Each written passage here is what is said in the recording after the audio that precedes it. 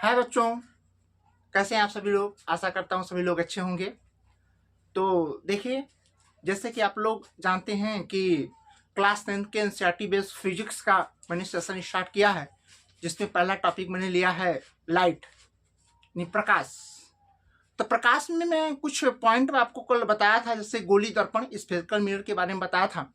हमने बताया spherical mirror को ही देख मतलब वहाँ से हमने कहा दो दर्पण का जो है कि जन्म हुआ। एक दर्पण जैसे अवतल दर्पण, दूसरा उत्तल दर्पण आप लोग देखे होंगे। तो अवतल दर्पण उत्तल दर्पण में ढेर सारे पॉइंट होंगे जहां से आपके सवाल बनते हैं। उसमें कुछ इंपॉर्टेंट पॉइंट होते हैं, बिंदु होते हैं। जैसे हमने कहा मुख्य फोकस होता है, वक्रता केंद्र होता है, वक्रता त्रिज्या होती है, फोकस दूरी होती है, ठीक है, ध्रुव होता है, मुख्य अक्ष होता है। तो ये सब पॉइंट जो होते हैं इनके बारे में आइए मैं अच्छे से चर्चा करता हूँ। वीडियो स्किप मत करेगा, नहीं हो सकता है आपको ये नॉलेज दोबारा मिलने वाला ना हो, तो अच्छे से देखने का समझने का प्रयास करिएगा। आइए मैं बताता हूँ आपको इसके बारे में। ठीक है, कल जैसे मैंने बताया था कुछ पॉइंट के बारे में, जैसे मैं आपको दिखाया हूँ कि यहाँ पे अवतल दर्पण है जबकि यहाँ उत्तल दर्पण है। हमने आप कल वीडियो में जो ये पार्ट नहीं देखे होंगे, इसके पिछले वाला वीडियो जाकर आप देख सकते हैं, उसमें सारी जानकारी मिल जाएगी। फिर यहाँ से आप देखने का प्रारंभ करिए। ध्यान दीजिए, देखिए इसे अवतल दर्पण हमने बताया था कल कि देखिए अवतल दर्पण है। हमने बताया कि कल वाले जो वीडियो में उसमें आपको बताया गया होगा गोली दर्पण। तो गोली दर्पण में बताया गया होगा कि खोखले गोले का काटा गया एक भाग को गोली दर्पण कहते हैं। तो गोली दर्पण में दो प्रकार के होते हैं, एक अवतल एक उत्तल। तो इसमें आपको देखना है कि देखिएगा ये अवतल दर्पण है। अवतल दर्पण में एक पॉइंट ये ध्रुव होता है, यह पॉइंट मुख्य फोकस होता है, वक्रता केंद्र होता है। ध्रुव तथा वक्रता केंद्र के बीच की दूरी को वक्रता त्रिज्या कहते हैं। उसके बाद में ध्रुव तथा मुख्य फोकस के बीच की दूरी को फोकस दूरी कहते हैं। ठीक है, तो आइए मैं समझाता हूँ, एक पॉइंट फिर से यहाँ समझाने का प्रयास करेगा। पहला पॉइंट है वक्रता केंद्र, इसको बोलते हैं सेंटर ऑफ कर्वेचर। ये है सेंटर ऑफ कर्वेचर, वक्रता केंद्र, इसे सी से डिनोट करते हैं। ठीक है, तो समझने का प्रयास करिएगा। उस गोले का केंद्र, उस गोले का केंद्र, ये गोले का केंद्र है। जैसे अब मैंने कल आपको देखे होंगे, तो ऐसे गोले का यही देखिए, यही है, यही है। तो ये है, देखिएगा ये खोखला गोला है। तो उस गोले का केंद्र, उस गोले का केंद्र जिसका दर्पण एक भाग होता है, उसको बोलते हैं वक्रता केंद्र कहते हैं। जो यहाँ लिखा गया वक्रता केंद्र सी है, तो सी से डिनोट करते हैं। समझ में आया बात? समझिए। दूसरा बात करते हैं वक्रता त्रिज्या, यही आर होता है। उस गोले की त्रिज्या जिसका कि दर्पण एक भाग होता है। तो आप समझते होंगे, आखिर आप वृत्त पढ़े होंगे तो आप समझते हैं कि यहाँ वृत्त के केंद्र से परिधि की दूरी ही क्या कहलाती है? त्रिज्या होती है। तो उस गोले की त्रिज्या जिसका कि दर्पण एक भाग होता है उसको वक्रता त्रिज्या कहते हैं। इसे कैपिटल आर से प्रदर्शित करते हैं। समझ में आया?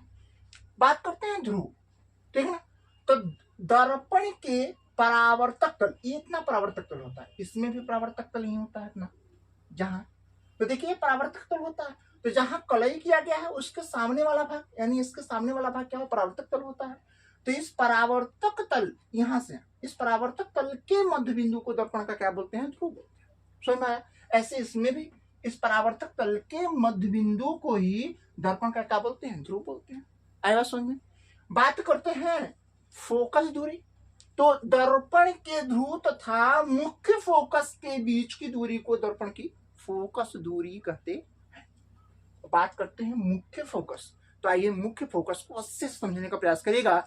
इस कह सकते हैं कि इस टॉपिक का सबसे मुख्य पॉइंट है मुख्य फोकस। आपको कभी भी परीक्षा में 2 नंबर में पूछा जाता है कि मुख्य फोकस से आप क्या समझते हैं, तो समझने का प्रयास करिएगा। समझना है? देखो आपको इधर से समझा दिया गया है। इसमें अवतल दर्पण में एक खासियत है, जितने भी बिंदु होते हैं सब परावर्तक तल के सामने होते हैं, और जबकि उत्तल दर्पण में सभी बिंदु परावर्तक तल के पीछे होते हैं, उसके पीछे होते हैं। समझ आइए समझाते हैं मुख्य फोकस। मुख्य फोकस क्या है, आइए समझने का प्रयास करते हैं। देखिए ये आप जानते हैं कि ये वाली रेखा को हम क्या बोलते हैं? मुख्य अक्ष कहते हैं। मैं मुख्य अक्ष के बारे में चर्चा नहीं किया, मैं बता देता हूं मुख्य अक्ष के बारे में थोड़ा सा। मुख्य अक्ष के बारे में,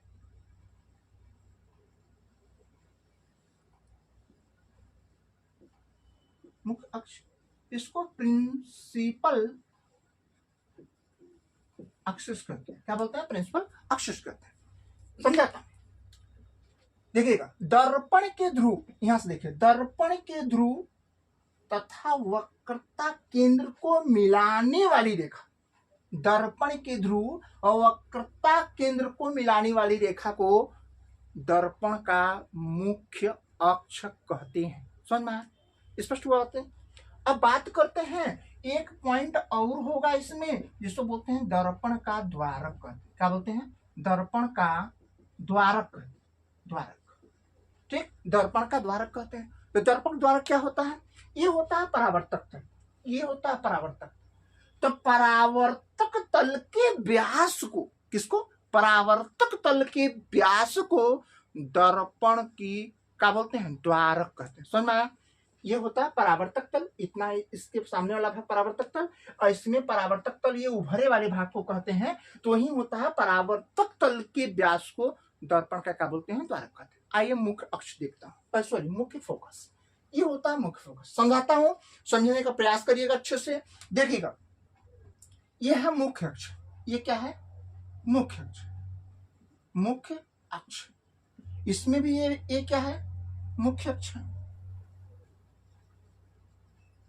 समझने का प्रयास करिएगा। अब देखिएगा, ये रेखाएं जो चली हैं, ये रेखाएं ये मुख्य अक्ष के क्या है?